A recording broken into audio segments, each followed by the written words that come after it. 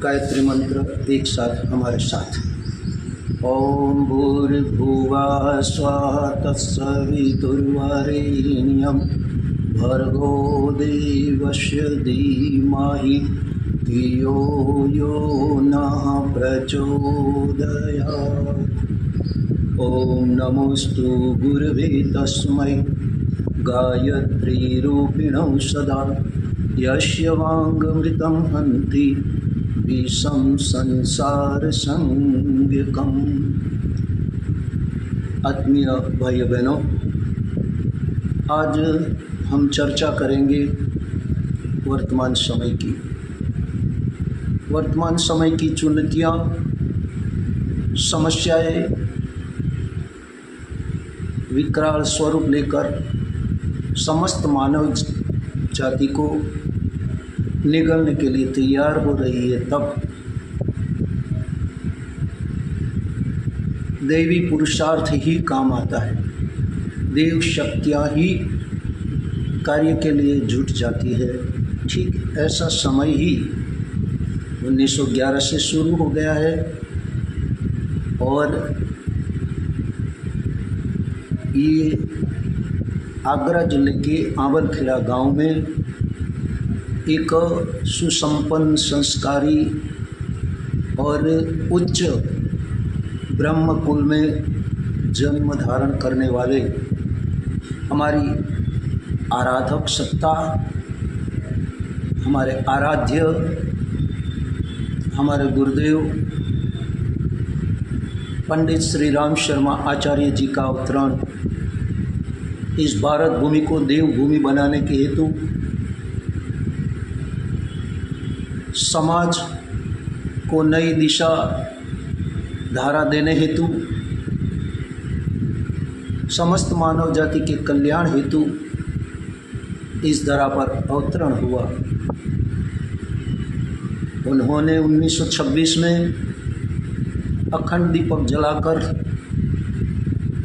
24 लक्ष गायत्री मंत्र के 24 महापुरुषण करके गायत्री मंत्र को जन जन तक पहुंचाने के लिए और हमारी भारतीय संस्कृति, देव संस्कृति और यज्ञ भूमि रही है, तो यज्ञ परंपरा जो लुप्त हो गई थी उनको पुनः जागृत करके प्रस्थापित करने हेतु मथुरा में सहस्त्रकुंडी यज्ञ द्वारा अखिल विश्व गायत्री परिवार की स्थापना की, युग निर्माण योजना का उद्घोष किया, शंखनाद किया और उन्होंने कहा कि ये ऋषियों की योजना है, ये देवी योजना है, इनमें ऋषियों का तप है, मार्गदर्शन है और हमें पुरुषार्थ करना है।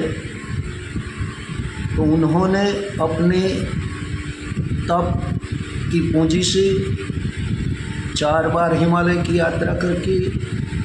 ऋषि मुनियों का संदेश लेकर, उनका आशीर्वाद लेकर उनकी कार्य योजना को साकार करने के लिए व्यक्ति निर्माण, परिवार निर्माण और समाज निर्माण के साथ साथ राष्ट्र निर्माण के लिए इस धरा पर युग को बदलने वाली युग निर्माण योजना का प्रादुर्भाव हुआ।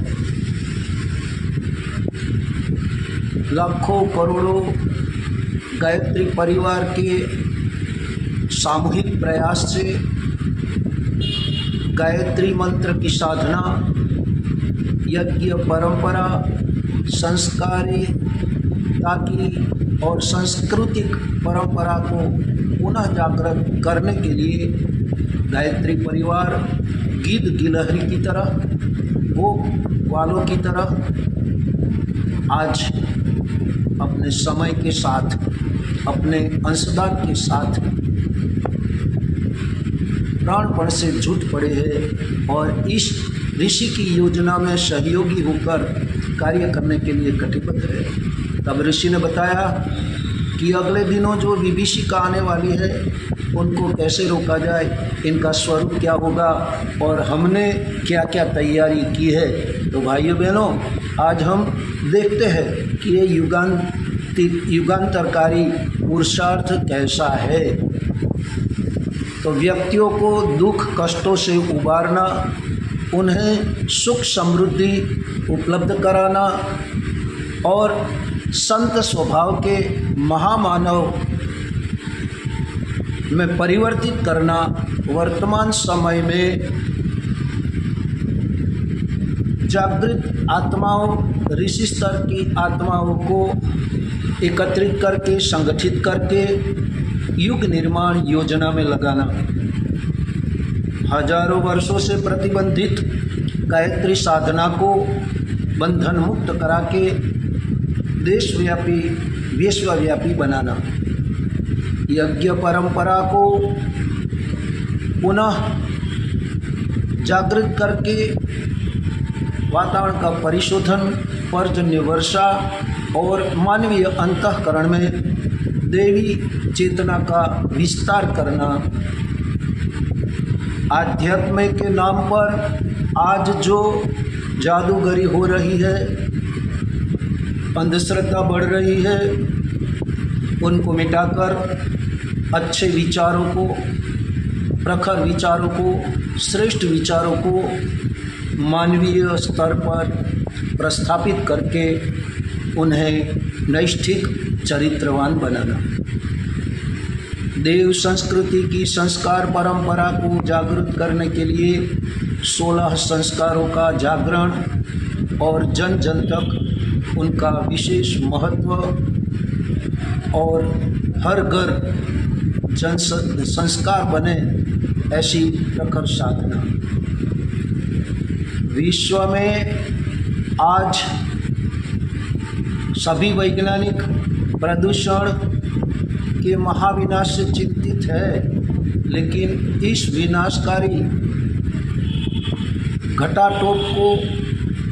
संभावनाओं को निरस्त करने के लिए सुनिश्चित घोषणा कर देना। तीसरा विश्व युद्ध कारागार पर है, कब कैसे होगा किसी को पता नहीं, लेकिन ये ऋषि ने कहा कि महाशक्तियों एकजुट होकर आध्यात्मिक शक्ति से तीसरे युद्ध की संभावनाओं को परास्त कर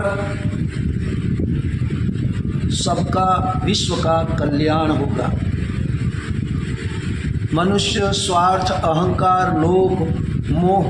में ग्रस्त होगा, तब उनको दिशा धारा देकर उज्जवल भविष्य की सुनिश्चित संभावनाओं को साकार करना। विनाश की तमाम संभावनाओं को नाश करने हेतु सर्वसुलभ गायत्री मंत्र और सरल गायत्री यज्ञ को जन जन तक पहुंचाकर विश्व वसुधा को, मानव जाति को श्रेष्ठता की ओर, शांति की ओर, समृद्धि की ओर, संगठितता की ओर, सुसंस्कारिता की ओर ले जाकर भारत को श्रेष्ठ बनाना है, समृद्ध बनाना है।